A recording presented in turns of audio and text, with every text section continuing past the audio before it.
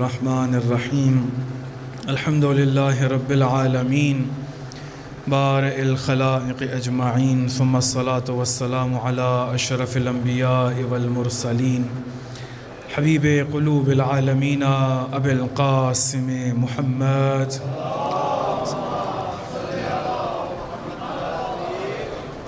وعلى آلہ الطیبین الطاہرین المعصومین المظلومین لا سیما بقیت اللہ فی الاراضین روحی وارواح العالمین لتراب مقدمہ الفداء واللعنة الدائمة الأبدية الدائمة على أعداء الله وأعداء أهل بيت اللهم لعن قتلة أمير المؤمنين علي بن أبي طالب عليه أفضل الصلاة والسلام أما بعد فقد قال الله تبارك وتعالى في كتابه المجيد وفرقانه الحميد بسم الله الرحمن الرحيم لله الأسماء الحسنى فادعوه بها صدق الله العلي العظيم. ایک دفعہ بلند آواز سے درود پڑھیں محمد وآل محمد پر.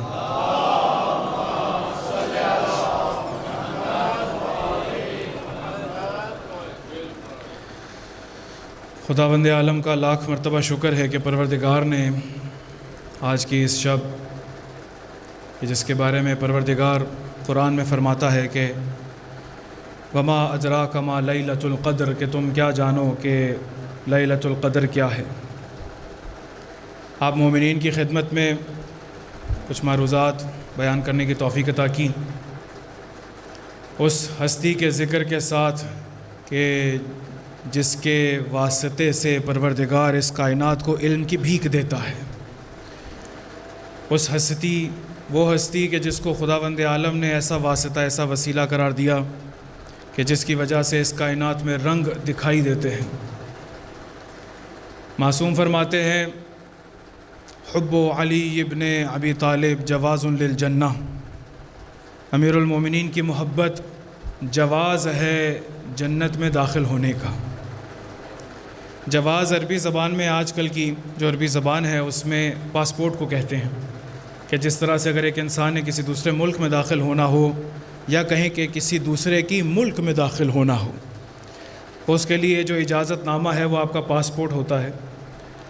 معصوم فرماتے ہیں کہ دیکھو اگر جنت کے جس کا مالک کوئی اور نہیں بلکہ ایسی ہستیاں ہیں کہ جس کے بارے میں رسول خدا فرمائیں کہ الحسن والحسین سیدہ شباب اہل الجنہ، کہ وہ جنت کے جوانوں کے سردار ہیں. کسی نے پوچھا کہ جوانوں کے سردار کیوں، تو پتہ یہ چلا کہ جنت میں کوئی بھی بوڑھا نہیں جائے گا، سب جوان جائیں گے. تو یقیناً جب خداوند عالم اس جنت کے سردار کسی کو بنا رہے ہیں تو جوانوں کے سردار بھی جب بناتے ہیں تو حسن و حسین کو بناتے ہیں.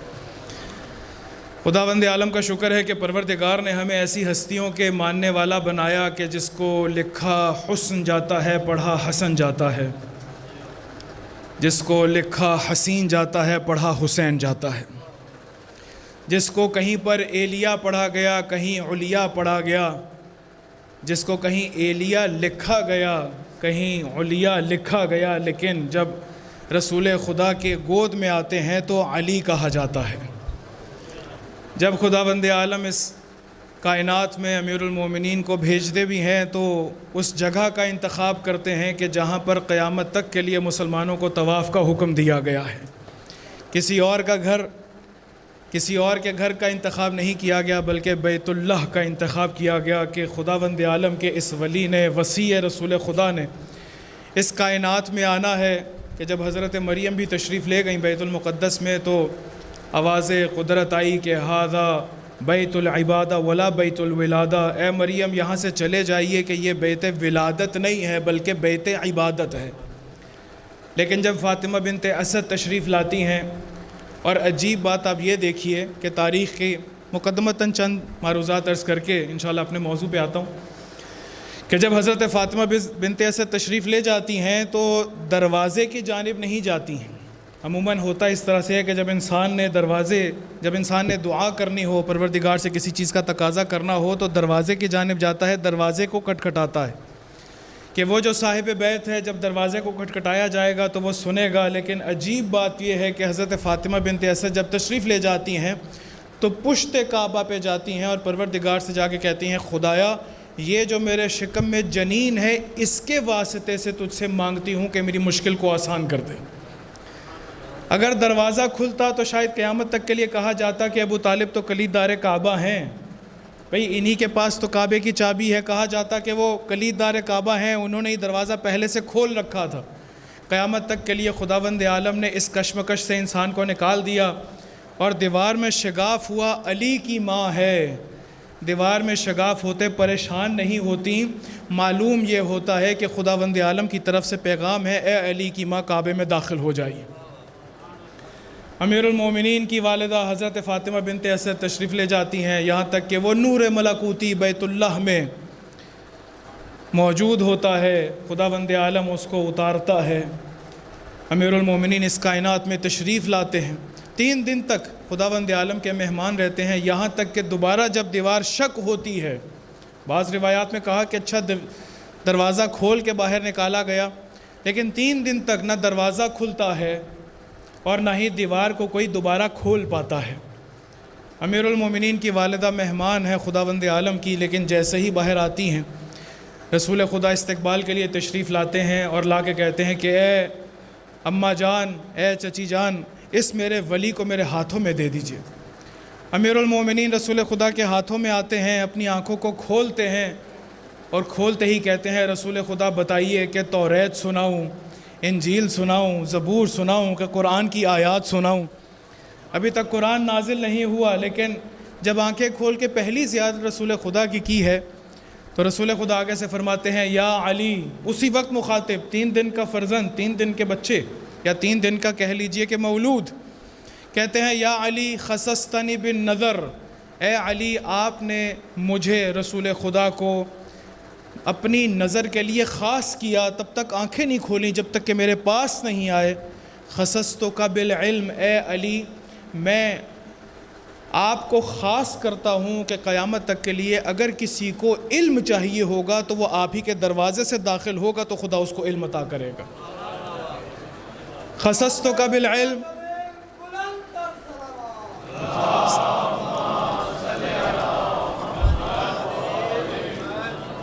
وہاں پر کیا رسول خدا کیا فرما رہے؟ انا مدینۃ العلم وعلی بابھا، کہ میں شہر علم ہوں اور علی اس کا دروازہ ہے۔ دیکھو اگر کسی کو علم کی بھیک چاہیے ہے تو نہ کہیں پر نالے سے آئے، نہ دیوار پھلانگ کے آئے، نہ کسی اور چور راستے سے آئے، اگر اس کو علم کی بھیک چاہیے ہے تو دروازہ علی سے داخل ہو، شہر علم میں آ جائے گا۔ کسی نے جا کے پوچھا، توجہ سے جملے سنیے گا، بڑی خوبصورت روایت آپ لوگوں کو نقل کرتا ہوں، درود پڑھیں محمد والے محمد پر۔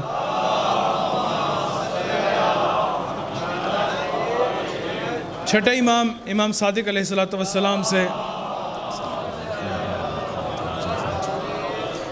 کسی نے جا کے پوچھا کہ مولا آپ یہ بتائیے کہ لما سمی امیر المؤمنین بے امیر المؤمنین، امیر المومنین کو امیر المومنین کہا کیوں جاتا ہے، کیوں امام علیہ السلام کو امیر المومنین کہا گیا؟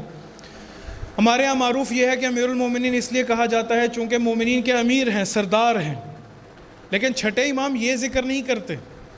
امام علیہ السلام فرماتے ہیں سمیہ امیر المؤمنین بے امیر المؤمنین لأنہ میرۃ العلم، امیر المومنین کو امیر المومنین اس لیے نہیں کہا جاتا کہ یہ مومنین کے سردار ہیں، وہ تو ہیں، لیکن امیر المومنین اس لیے کہا جاتا ہے چونکہ یہ میرۃ العلم ہے۔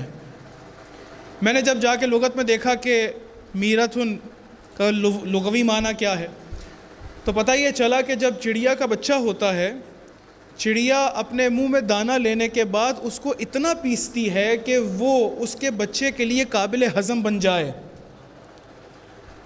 پتہ یہ چلا کہ جب میرۃ العلم کہا، اس چیز کو میرا کہتے ہیں، یعنی وہ جو لقمہ، وہ نوالا کہ جو چڑیا اپنے چونچ میں دبانے کے بعد اس کو اس قابل کرتی ہے کہ اس چبائے ہوئے دانے کو اپنے بچے کے منہ میں رکھ دے کہ جو اس کے لیے قابل ہضم ہو، اس نوالے کو میرا کہتے ہیں۔ معصوم سے پوچھا کہ کیوں کہا گیا امیر المومنین کو امیر المومنین، تو پتہ یہ چلا کہ قیامت تک آنے والا ہر علم جو بھی کہا جائے گا اس کی زبان پر علم کا نوالہ رکھنے والی ذات کو علی کہتے ہیں۔ یعنی وہ مولا ہیں. آج اس کائنات کے اندر آپ کوئی بھی دیکھتے ہیں کہ انسان کے جو علمی بحث کرے اور وہ علم کے جس میں خیر ہو کہ جس کے نتیجے میں انسان خداوند عالم کے قریب ہو جائے، وہ نوالا کسی اور کا رکھا ہوا نہیں ہے، وہ امیر المومنین کا رکھا ہوا ہے، چونکہ وہ میرۃ العلم ہے. بس وہ زبان کہ جس کی زبان پر یہ علم رکھا جائے وہ امیر المومنین کا رکھا گیا ہے. للہ الاسماء الحسنی، پروردگار قرآن میں فرماتا ہے، چونکہ آج دعا کی رات ہے، لیلۃ القدر ہے، چند معروضات آپ کی خدمت میں خود اسم اور دعا کے حوالے سے بیان کرنا چاہوں گا. خداوند عالم قرآن میں فرماتا ہے للہ الاسماء الحسنی فادعوہ بہا، اللہ تعالیٰ کے لیے اسماء حسنی ہیں، پروردگار کو ان اسماء حسنی کے ذریعے پکارو. فادعوہ یعنی دعا، ادعو دعا یعنی پکارنا، خداوند عالم کو پکارنا. پروردگار سورہ اعراف کی اس 180 نمبر آیت میں کہتا ہے کہ دیکھو اللہ تعالیٰ کے اسماء حسنی کے ذریعے پروردگار کو پکارو. پتہ یہ چلا کہ اگر اسماء حسنی کا علم ہو جائے تو انسان خداوند عالم کو پکار سکتا ہے، اور اگر خداوند عالم کو اسماء حسنی کے ذریعے سے پکارے تو خداوند عالم مستجاب کرتا ہے، پروردگار مستجاب کرے گا. ہم دعائے سماعت میں کہ جو ماہ مبارک کے حوالے سے خاص ایک دعا بھی ہے، اس میں بھی یہی کہتے ہیں کہ پروردگارہ تیرے اسماء کے ذریعے سے اللہم انا ندعوک باسمک العظیم الاعظم الاجل الاکرم اذا دعیت بہا علی مغالق السماء بالرحمہ انفتحت. پروردگارہ تیرے اسماء اس طرح کے ہیں کہ اگر آسمان بند ہو جائے، مغلق ہو جائے، آسمان پہ تالا لگ جائے، اگر تیرے اسماء کے ذریعے سے اس رحمت کو پکارا جائے انفتحت، وہ کھل جاتے ہیں. امیر المومنین بھی فرماتے ہیں دعائے کمیل میں کہ آپ کے ہی اسماء ہیں ملأت ارکان کل شیء، کہ پروردگارہ جس نے تمام ارکان کو بھر رکھا ہے. بسم اللہ الرحمن الرحیم، اللہ ہی کے اسم کا سہارا کہ جو رحمان اور رحیم ہے. ہمارے پاس روایت ہے کہ معصوم فرماتے ہیں کل امر ذی بال لم یبدأ بسم اللہ فہو ابتر، کوئی بھی اہم کام اگر اس کو بسم اللہ کے بغیر اس کو شروع کیا جائے تو وہ بانجھ رہ جاتا ہے. بس پتہ یہ چلا کہ یہ اسماء اس قدر اہم ہیں کہ اگر اس اسم کا سہارا لیے بغیر کوئی کام بھی شروع کیا جائے تو وہ ابتر رہ جاتا ہے. کسی نے جا کر پوچھا ہے مولا یہ بتائیے کہ یہ اسماء کون سے ہیں، تو آگے سے مولا کہتے ہیں نحن اسماء الحسنی، وہ خدا کے اسماء کوئی اور نہیں ہے، یہی یا محمد ہے، یہی یا علی ہے، یہی یا فاطمہ ہے، یہی یا حسن و یا حسین ہے، کہ جن کے واسطے سے خداوند عالم انبیاء کی مشکل کو آسان کرتا. حضرت آدم علیہ السلام کے پاس مشکل ہوئی، جب جیسے ہی مشکل ہوئی تو اس کے بعد اب پروردگار سے استغفار کر رہے ہیں، خداوند عالم سے مطالبہ کر رہے ہیں کہ پروردگارہ میری مغفرت کر دے، یہاں تک کہ میں حوا سے مل لوں. پروردگارہ یہ جو اس شجرہ ممنوعہ کے قریب جانے کی وجہ سے اس جنت ارضی سے میں باہر نکلا، خداوند عالم اس ترک اولا کو معاف کر دے. بہت زیادہ دعا کی، بہت زیادہ استغفار کی. حضرت جبرائیل نازل ہوئے، حضرت جبرائیل جیسے نازل ہوئے کہا اے آدم اگر چاہتے ہو کہ خداوند عالم آپ کو معاف کر دیں تو دیکھیں میں ابھی کچھ اسماء آسمان پہ ظاہر ہوں گے، ان اسماء کے ذریعے سے خداوند عالم سے مطالبہ کریں، پروردگارہ آپ کے اس ترک اولا کو معاف کر دے گا، مغفرت فرما دے گا. حضرت آدم علیہ السلام نے آسمان کی طرف دیکھا، جیسے ہی دیکھا اسماء لکھے ہوئے تھے یا محمود بحق محمد، اے محمود تجھے محمد کا واسطہ ہے. یا اعلیٰ بحق علی، اے وہ کہ جو اعلیٰ ہے تجھے علی کا واسطہ ہے. یا فاطر السماوات بحق فاطمہ، اے زمین و آسمان کے خالق، اے زمین و آسمان کو خلق کرنے والے تجھے فاطمہ کا واسطہ ہے. یا محسن بحق الحسن، اے وہ کہ جو نیکی کرنے والا ہے تجھے حسن کا واسطہ ہے. یا قدیم الاحسان بحق الحسین علیہ السلام، اے قدیم الاحسان، اے وہ کہ جو ہمیشہ سے نیکی کرنے والا ہے تجھے حسین کا واسطہ ہے. جیسے حسین علیہ السلام پہ پہنچے ہیں تو ساتھی گریہ کرنے لگے. حضرت جبرائیل نازل ہوئے، سوال کرتے ہیں کہ حسین کے نام میں کیا ہے، کہ جیسے میں نے حسین کہا آنکھوں سے آنسو جاری ہو گئے. پورا کربلا کا واقعہ بیان کیا، دشمنان اہل بیت کے اوپر لعنت کی، جیسے ہی کی ہے پروردگار نے مستجاب کیا اور حضرت آدم علیہ السلام کی اس ترک اولا کو معاف کر کے حضرت حوا سے ملا دیا. بس پتہ یہ چلا کہ یہ اسماء ایسے ہیں کہ جس نے اس کائنات کے ارکان کو بھر رکھا ہے. یہ اسماء اس قدر مہم ہے، اس قدر اہم ہے کہ ان اسماء سے کیا، ان اسماء کے ذکر کرنے سے پہلے اگر انسان صرف محبت کا دعویٰ کر دے. کسی نے آ کے مولا سے پوچھا کہ مولا اگر مجھے آپ سے کوئی مطالبہ کرنا ہو تو کیا کروں؟ مولا میں بہت دور رہتا ہوں، اگر مجھے آپ کی ضرورت ہو تو کیا کروں؟ امام علیہ السلام نے یہ نہیں کہا کہ تمہیں ضروری ہے کہ مدینہ آ جاؤ، تمہیں ضروری ہے، تمہارے لیے ضروری ہے کہ تم کوفہ آ جاؤ، تمہارے لیے ضروری ہے کہ تم سامرہ آ جاؤ، تمہارے لیے ضروری ہے کہ تم کاظمین آ جاؤ، تمہارے لیے ضروری ہے کہ تم مشہد آ جاؤ، تمہارے لیے ضروری ہے کہ تم وہاں پر آؤ اور آ کر پھر مجھ سے مطالبہ کرو. امام علیہ السلام سائل سے کہتے ہیں فحرک شفتیک، تمہیں کچھ زیادہ کرنے کی ضرورت نہیں ہے، تم صرف اپنے ہونٹوں کو ہلاؤ گے تو ہمیں اپنے پاس پاؤ گے. یہ اسماء ایسے ہیں کہ اگر خداوند عالم سے ان کا واسطہ دیا جائے تو خداوند عالم اس واسطے کو ٹھکراتا نہیں ہے. دوسری چیز پتہ چل گیا کہ اسماء کون سے، مجھے آج کی رات لیلۃ القدر کون سے اسماء کے ذریعے سے خداوند عالم کو پکارنا، وہ کون سے اسماء ہیں کہ جن کے وسیلے کو خداوند عالم ٹھکراتا نہیں ہے، تمام دعاؤں کو مستجاب کرتا. دوسری چیز جو اسی آیت میں سورہ اعراف کی 180 آیت، پروردگار کہتا ہے فدعوہ بہا، اس کے ذریعے سے پکارنا شروع کرو. اگر اس کے ذریعے سے پکارو گے کہ جو اللہ کے اسماء حسنی ہے، میں تمہاری دعا کو مستجاب کروں گا. اذا سألک عبادی عنی فانی قریب اجیب دعوت الداعی اذا دعان، بس اگر کوئی میرے بارے میں تم سے پوچھے تو کہہ دو کہ میں ہر پکارنے والے، میں بہت قریب ہوں اور ہر پکارنے والے کی پکار کا جواب دیتا ہوں. کب جواب دیتا ہوں؟ آیت تفسیر کرے گی. للہ الاسماء الحسنی، اللہ کے اسماء حسنی ہیں، اس کے ذریعے سے پکارو گے. خداوند عالم کہہ رہے فانی قریب، میں تمہارے بہت زیادہ قریب ہوں. اجیب دعوت الداعی اذا دعان، جیسے ہی تم پکارو گے میں جواب دوں گا، جیسے ہی تم نے پکارا میں نے جواب دیا. خداوند عالم کو انسان نے پکارنا ہے. سوال توجہ سے سنیے گا، میں نے پروردگار کو پکارنا ہے، خدایا میں مریض ہوں مجھے شفا عطا کر دے. خدایا تجھے چوتھے امام کا واسطہ ہے کہ فلاں مریض ہے اس کو شفا عطا کر دے.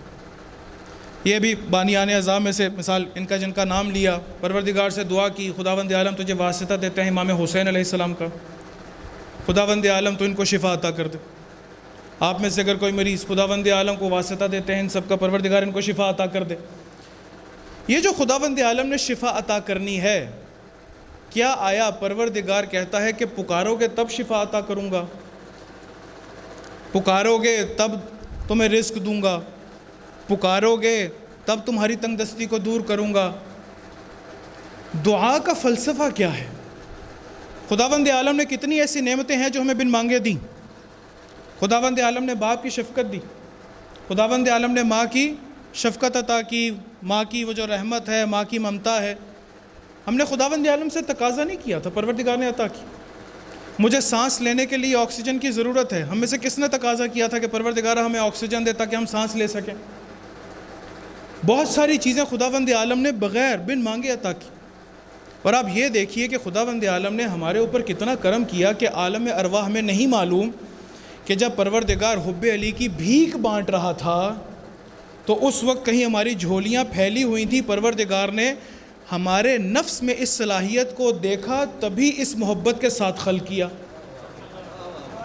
بھائی ہم میں سے کسی نے تو دعا نہیں مانگی تھی کہ پروردگارہ تو ہمیں اہل بیت کا ماننے والا خلق کر دے. خداوند عالم نے کتنا کرم کیا، پروردگار نے ہمیں ہمارے نفس کو اس قابل پایا کہ ہاں اس دنیا میں جانے کے بعد اس کے حوالے جو بدن کروں گا اس پہ کوئی بھی مشکل آ جائے یہ علی کو نہیں چھوڑے گا. اس صلاحیت کو دیکھا تبھی خداوند عالم نے بن مانگے ہمیں محبت اہل بیت عطا کر دی. ہم میں سے کون ہے کہ جس نے مانگا تھا کہ خداوند عالم ہمیں امیر المومنین کی محبت عطا کرے؟ بن مانگے عطا کی یا نہیں کی؟ خداوند عالم نے بہت ساری نعمات بن مانگے عطا کی. تو کیوں پروردگار چاہتا ہے کہ بعض ایسی نعمتیں ہیں کہ جو مانگو گے تو دوں گا؟ کیا آیا خداوند عالم کی رحمت کے اندر یا خداوند عالم الیاذ باللہ من ذالک بخیل ہے کہ اگر وہ عطا کرے گا تو کم ہو جائے گا؟ ایسا تو نہیں ہے. خداوند عالم کے پاس کسی شے کی کمی ہو جائے گی؟ کمی بھی نہیں ہو رہی. پروردگار یفعل ما یشاء ہے، جو چاہتا ہے، جو اس کی مشیت ہے وہ انجام دیتا ہے، وہ فعل انجام دیتا ہے. پھر دعا کا فلسفہ کیوں؟ ہمیں کیوں دعا مانگو؟ آج رات کو مجھے دعا مانگنی ہے، کیوں مانگو؟ خدایا بن مانگے مجھے شفا دے. خدایا بن مانگے مجھے غذا دے، خدایا بن مانگے مجھے میری تنگ دستی کو دور کر دے، خدایا بن مانگے مجھے عزت عطا کر، خدایا بن مانگے مجھے علم عطا کر۔ بہت ساری چیزیں بن مانگے دیں، اب کیوں مانگوں؟ خداوند عالم کی رحمت میں کوئی کمی نہیں ہے۔ دعا ایسا نہیں ہے کہ آپ خداوند عالم سے مانگتے ہیں تب وہ شفا دیتا ہے، ایسا نہیں ہے۔ خداوند عالم شافی مرضی ہے۔ تھوڑی سی توجہ کریے گا، لطف آئے گا آپ کو۔ ایک دفعہ درود پڑھے محمد وآل محمد پر۔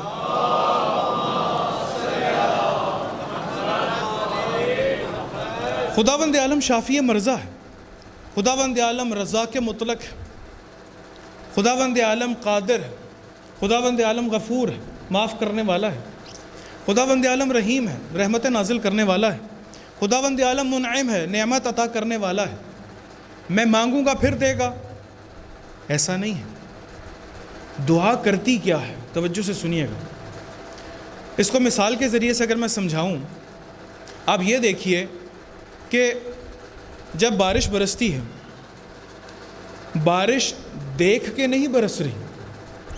جب بارش برس رہی ہے اور اگر کوئی اس طرح کا گلاس ہو کہ جس کو الٹا رکھ دیا جائے، کیا بارش کا پانی اس میں جمع ہو جائے گا؟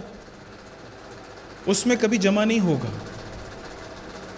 بارش تو برس رہی ہے، بارش کے بارے میں کوئی کہے گا جب بارش مکمل ہو گئی، ختم ہو گئی، اس کے بعد گلاس کو دیکھا تو کہا گلاس خالی، یہ کون سی بارش ہوئی، یہ کون سا پانی برسا؟ بھئی گلاس الٹا رکھا ہے۔ اگر وہی بارش ہو رہی ہو اور گلاس کو سیدھا رکھ دیا جائے تو کچھ دیر بعد وہ پر ہو جائے گا، ایسا ہی ہوگا۔ دعا کرتی کیا ہے؟ جب میں نے خداوند عالم سے کہا کہ پروردگارا تجھے علی کے حق کا واسطہ ہے، میرے نفس کو علم عطا کر، یہ دعا میرے الٹے نفس کو سیدھا کر دیتی ہے۔ خداوند عالم کی طرف سے علم کی بھیک ہے، پروردگار کی طرف سے شفا کبھی بھی قطع نہیں ہوئی ہے۔ ایسا نہیں ہے کہ کسی موقع پہ خداوند عالم سے کہا جائے گا آسمان سے شفا نازل ہوگی اور میں شفا یاب ہو جاؤں گا، ایسا نہیں ہے۔ خداوند عالم ہر وقت شافی مرضی ہے، خداوند عالم ہر وقت منعم ہے، خداوند عالم ہر لحظے برکت نازل کر رہا ہے۔ لیکن مسئلہ میرے ساتھ ہے کہ وہ جس نفس میں اس شفا نے آنا ہے، اس علم نے آنا ہے، اس رزق نے آنا ہے، اس محبت میں اضافے کو آنا ہے، میرا کاسا الٹا ہے۔ میں جب خداوند عالم سے کہتا ہوں کہ پروردگارہ میں تجھے پکار رہا ہوں ان اسماء حسنہ کے واسطے سے کہ جس کے بارے میں تو نے کہا کہ ان کے ذریعے سے تو مجھے پکار، جیسے ہی میں نے پکارا ہے، میں نے جیسے ہی علی کا نام لیا ہے، پروردگار نے اس نفس کے الٹے کاسے کو سیدھا کر دیا۔ وہ جیسے ہی سیدھا ہوا ہے، اب اس میں شفا آ رہی ہے، اب اس میں چیز جمع ہو رہی ہے، بے نہیں اسی طرح جس طرح بارش کی مثال۔ خداوند عالم بخیل نہیں ہے، پروردگار علیہ باللہ من ذالک ایسا نہیں ہے کہ خداوند عالم عطا کرے گا تو کم ہو جائے گا، ایسا نہیں ہے کہ خداوند عالم کہتا ہے کہو گے تو دوں گا، نہیں، وہ دے رہا ہے، نقص میرے میں ہے۔ اس کی ایک اور مثال آپ کو دوں، جس طرح سے لکڑی کا کام ہے جلنا، اگر لکڑی کو آگ کے قریب کر دیا جائے تو کیا آیا لکڑی ہو سکتا ہے کہ نہ جلے؟ لیکن اگر ایک گیلی لکڑی ہو، اگر ایک گیلی لکڑی کو آگ میں پھینک دیا جائے تو جلتی نہیں ہے، اس آگ کی تپش اور جلانے کی صلاحیت کم نہیں ہوئی ہے، اس لکڑی کے اندر قابلیت نہیں رہی ہے۔ میں نے کیا کرنا ہے آج کی رات؟ جب کہا للہ الاسماء الحسنى فادعوہ بہا، اللہ تعالیٰ کے اسماء حسنہ ہیں اور اللہ تعالیٰ کو ان کے ذریعے سے پکارو، مجھے آج کیا کرنا ہے؟ اپنی وہ جو نفس کی تری ہے، اس تری کو حب علی سے اس طرح سے پاک کر کے سیدھا کرنا ہے کہ پروردگار کی نعمت شامل حال ہو سکے۔ فائل کا مسئلہ نہیں ہے، قابل کی قابلیت کا مسئلہ ہے۔ وہاں جہاں پر آگ میں جلانے کی صلاحیت کم نہیں ہو رہی، اسی گیلی لکڑی کی جگہ پہ خشک لکڑی اسی آگ کے اندر پھینک دی جائے جل جائے گی، اگر انگلی قریب کی جائے جل جائے گی، کوئی بھی شے قریب کیا جائے وہ گرم ہو جائے گی، لوہا قریب کیا جائے تو گرم ہو جائے گا، کسی بھی شے کو قریب کریں گے جل جائے گا۔ بس پتہ یہ چلا کہ جہاں پر انسان خداوند عالم کو پکارتا ہے اس فاعل کی فاعلیت میں کمی نہیں ہے، میری قابل کی قابلیت کا مسئلہ ہے۔ اسی لیے پروردگار کہہ رہا ہے کہ اگر تم نے اپنی قابلیت بنانی ہے تو کسی اور کا سہارا نہ لینا، در اہل بیت پہ آ جانا۔ خدا کتنی قابلیت کا اضافہ کرے گا۔ حضرت فضہ کہاں پر، وہ حبشہ کی شہزادی، وہ حبشہ کی شہزادی ہیں، بہترین زندگی کو گزار رہی ہیں، وہ بہترین زندگی گزار رہی ہیں، لیکن جب کنیزی در اہل بیت کو قبول کرتی ہیں اس کا اثر اتنا ہوتا ہے کہ اپنے زندگی کے آخری 20 سال سوائے قرآن کی آیت کے کلام نہیں کرتی۔ کوئی جا کے پوچھے کہ اے شہزادی آپ دوبارہ حبشہ آنا چاہیں گی، دوبارہ سے آپ شہزادی بننا چاہیں گی؟ آگے سے یقیناً حضرت فضہ کا جواب یہی ہوگا کہ وہ جتنی بھی شہزادی ہونا ہے، جتنی بھی نعمتیں ہونا ہے، وہ اگر تم یہ کہو کہ وہاں کی میں تمہیں ملکہ بنا دوں تو یقین کر لو کہ کنیزی حضرت زہرا میں اس سے زیادہ لطف ہے۔ آپ حضرت قمبر کو دیکھ لیجئے، آپ ان تمام کو دیکھ لیجئے، انہوں نے ایسا ہی کیا، در اہل بیت کے قریب ہو گئے۔ حضرت قمبر امیر المومنین سے جنگ کرنے کے لیے آتے ہیں، مدینہ میں داخل ہوئے، امیر المومنین اپنی کدال سے اس زمین کو مثال زراعت کر رہے ہیں، وہاں پر کاشتکاری انجام دے رہے ہیں۔ حضرت قمبر تشریف لائے امیر المومنین کے پاس، آگے کہتے ہیں اے شخص آپ بتائیے کہ مدینہ میں علی نام کا شخص کہاں ملے گا؟ کہا کیا کرنا ہے؟ کہا مجھے مقابلہ کرنا ہے۔ کہا دیکھو علی سے مقابلہ کرو گے، تمہیں معلوم ہے علی کون ہے؟ کہا معلوم ہے کہ بہت شجاع ہے، معلوم ہے کہ بہترین تلوار چلاتے ہیں، لیکن میں بھی بہترین تلوار چلاتا ہوں، میں ان سے مقابلہ کرنے کے لیے بھیجا گیا۔ جب یہ سارا ہو گیا تو کہا کہ دیکھو اے شخص، قمبر کو مخاطب ہو کے مولا فرماتے ہیں کہ دیکھو علی سے لڑائی سے پہلے، علی سے جنگ سے پہلے میرا مقابلہ کر کے دیکھ لو، اگر میرا مقابلہ کر پائے تو سمجھ لو کہ علی سے مقابلہ کر سکو گے۔ آگے سے امیر المومنین نے اپنی کدال نکالی، کہا نکالو اپنی تلوار۔ جب اپنی تلوار نکالی حضرت قمبر نے، تو یہاں پر یہ دیکھیے گا کہ حضرت قمبر میں ایک صفت موجود تھی کہ جس کی وجہ سے امیر المومنین کی غلامی میں آ سکے۔ کہا یہ عدالت نہیں ہے کہ آپ کے ہاتھ میں کدال میرے ہاتھ میں تلوار، آپ بھی تلوار نکالیے، مقابلہ پھر ہوگا۔ آگے سے مولا کہیں اے فلاں، اے قمبر تم حملہ کرو، میں اسی کدال سے دفاع کروں گا۔ حضرت قمبر نے آگے بڑھ کر حملہ کیا۔ جب حملہ کیا تو بہت زیادہ سخت حملہ نہیں کیا، کیونکہ جانتے ہیں کہ دوسرا اس کے ہاتھ میں تلوار نہیں ہے۔ جب آگے بڑھ کر حملہ کیا، امیر المومنین نے کدال سے اس وار کو خنثی کیا اور تلوار دور جا کے گری اور قمبر ایک طرف جا کے گرے۔ جب جا کے گرے تو کہا علی کا مقابلہ کرنے آئے ہو، کچھ زور سے وار کرو۔ حضرت قمبر نے دوبارہ اپنی تلوار کو اٹھایا، تلوار کو اٹھانے کے بعد دوبارہ سے بڑھے اور سوچا کہ یہ ہاں زیادہ طاقتور ہے، مجھے زیادہ قوت کے ساتھ ان کا مقابلہ کرنا پڑے گا۔ حضرت قمبر نے زیادہ طاقت کے ساتھ جب وار کیا، امیر المومنین سے اس کدال کے ذریعے سے دوبارہ سے اس وار کو خنثی کیا، تلوار ایک طرف جا گری، حضرت قمبر ایک طرف جا گرے۔ جب جا گرے تو کہا کہ اس طرح سے نہیں، علی کا مقابلہ کرنا ہے تو زیادہ طاقت سے کرو۔ حضرت قمبر نے سوچا کہ ابھی جس سے میں مقابلہ کر رہا ہوں عام انسان نہیں ہے، یہ خاص انسان ہے، یقیناً مجھے اس کے ساتھ زیادہ قوت کے ساتھ مقابلہ کرنا ہوگا۔ حضرت قمبر نے اپنی پوری طاقت کو جمع کیا، طاقت کو جمع کر کے آگے بڑھے، امیر المومنین کے اوپر وار کیا، امیر المومنین پہ وار کیا۔ امام علیہ السلام نے دوبارہ کدال سے اس وار کو خنثی کیا، تلوار ایک طرف جا گری، حضرت قمبر ایک طرف۔ ابھی جیسے ہی جا گرے تو اٹھے حضرت قمبر اور امیر المومنین کے پاؤں کو پکڑ کے کہتے ہیں کہ اگر مدینہ میں کوئی علی ہے تو کوئی اور نہیں، وہ آپ ہیں۔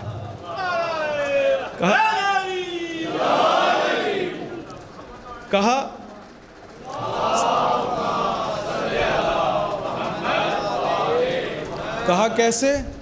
کیسے؟ کہا 3 دفعہ گرنے کے بعد بھی میں زخمی نہیں ہوا۔ پتہ چلا کہ اگر کوئی مدینہ میں کریم رہتا ہے تو وہ آپ ہی ہیں۔ ابھی حضرت قمبر سے پوچھے کوئی کہ بھئی آپ امیر المومنین کے غلامی میں رہنا چاہیں گے یا پھر کسی ایک لشکر کے سپہ سالاری لینا چاہیں گے؟ آگے سے حضرت قمبر کا یقیناً یہی جواب ہوگا کہ جو علی کی غلامی میں حریت ہے وہ کسی حر کے پاس بھی نہیں ہے۔ ہوا کتنے ایسے واقعات ہوئے، امیر المومنین کے پاس ایک شخص آ کے کہے کہ مولا میں فقیر ہوں، مجھے کچھ عطا کریں۔ امام علیہ السلام کہیں کہ اس اونٹ کے اوپر جو مال ہے سارا اس کو دے دو۔ کہا مولا آپ کتنے کریم ہیں۔ جیسے مولا کا شکریہ ادا کیا کہ مولا آپ کریم ابن کریم ہیں، کس طرح سے آپ نے مجھ پر کرم کیا ہے۔ امام علیہ السلام نے کہا یہ اونٹ اس کو دے دو۔ کہا مولا آپ جیسا تو کوئی ہے ہی نہیں، مولا آپ جیسا تو کرم کرنے والا کوئی نہیں۔ ساتھ ہی قمبر کو کہا کہ جتنی بھی قطار میں اونٹ ہیں سارے اس کو ہبہ کر دو۔ حضرت قمبر فوراً سے مہار کو چھوڑ دیں، اور چھوڑنے کے بعد کہیں مولا پوچھیں کہ چھوڑا کیوں ہے؟ کہا مولا یہ جو بحر بے کرائیں سخاوت ہے، کہیں ایسا نہ ہو کہ آپ مجھے بھی اس کے حوالے کر دیں۔ مولا میں آپ ہی کی غلامی میں رہنا ہے، آپ کی غلامی میں جو آزادی ہے وہ کہیں اور نہیں ہے۔ درود پڑھے محمد وآل محمد پہ۔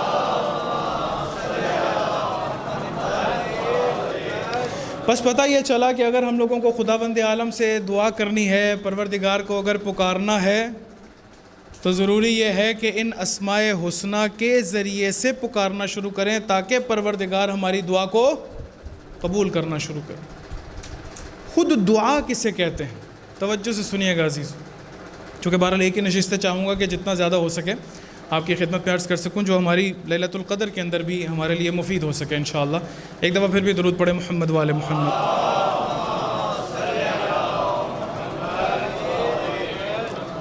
خود دعا کسے کہتے ہیں؟ پتہ چل گیا کہ دعا کا فلسفہ کیا ہے۔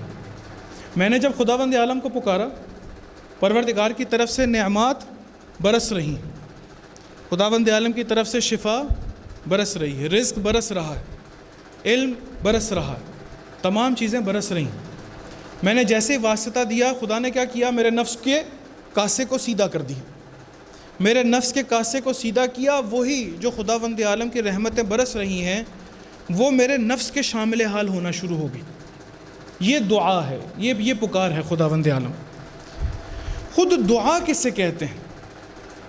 یعنی دعا سے کیا مطلب؟ دعا کے اگر لغوی معنی دیکھے جائیں تو دعا سے مراد ہے طلب الفاقد من الواجد عند الشدہ۔